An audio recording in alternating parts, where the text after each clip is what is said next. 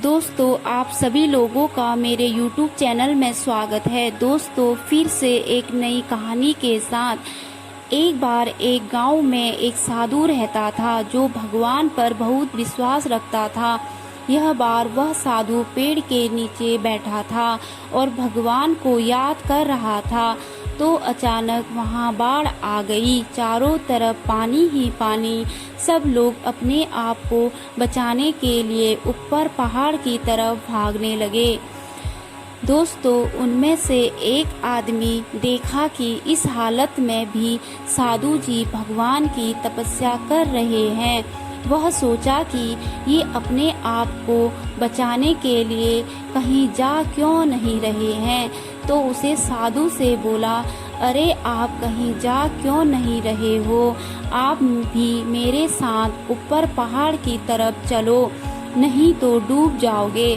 दोस्तों, साधु बोले, अरे हमें क्या होगा, मैं भगवान की इतनी तपस्या करता हूँ, मुझे कुछ नहीं हो सकता, मुझे भगवान अपने आप बचाएगा। दोस्तों, धीरे धीरे पानी साधु के कमर तक आ गया। अब लोग वहाँ से नाव लेकर निकलने लगे, तो उनमें से एक ने साधु से कहा, अरे पानी आपके कमर तक आ गया है, आप हमारे साथ चलो। तो साधु ने कहा कि नहीं नहीं, भगवान मुझे अपने आप बचाएगा, और वह नाव वाला भी वहाँ से निकल गया। दोस्तों, कुछ देर बाद पानी इतना बढ़ गया कि साधु के सर तक पहुँच गया, और अब लोगों को बचाने के लिए हेलीकॉप्टर निकलने लगे। एक हेलीकॉप्टर साधु के पास आया, जो कि आखिरी हेलीकॉप्टर था। साधु के पास नीचे रस्सी फेंकी और बोला, इसे पकड़ो और ऊपर आ जाओ, नहीं आप डूब जाओगे। यह आखिरी हेलीकॉप्टर है और आपके पास में दूसरा कोई रास्ता नहीं है बचने के लिए।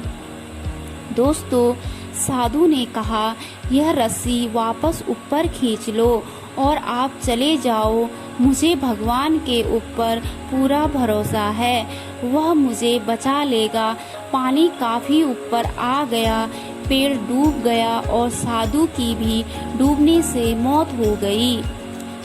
दोस्तों, मरने के बाद साधु भगवान के पास गया और बोला, हे भगवान, मैंने पूरी जिंदगी आपकी तपस्या की, मेरा सारा जीवन आपकी आराधना करने में लगा दिया, फिर भी इतने भरोसे के साथ इंतजार किया कि तुम मुझे बचाने आओगे, लेकिन वहाँ मेरी डूबकर मौत हो गई और तुम नहीं आए, ऐसा क्यों?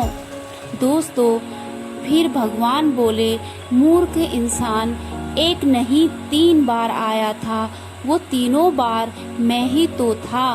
पहला पैदल, दूसरा नाव के द्वारा और तीसरा हेलीकॉप्टर के द्वारा, लेकिन तुमने मेरा एक भी अवसर पहचान नहीं पाया। पता नहीं किसका इंतजार कर रहा था। दोस्तों, इस तरह से जिंदगी में हमें ऊपर वाला बहुत से मौके देता रहता है, लेकिन हम सब उस मौके को ठुकराकर पता नहीं किस चीज़ का इंतजार कर रहे होते हैं कि वो होगा तभी मैं करूँगा, और इस बात पर अड़े रहने से एक वक्त के बाद वो मौका हाथ से निकल जाता है और हम कुछ नहीं कर पाते हैं। दोस्तों, तो किसी भी अच्छे समय का इंतज़ार मत करो, जो भी करना है आज और अभी से ही शुरू कर दो।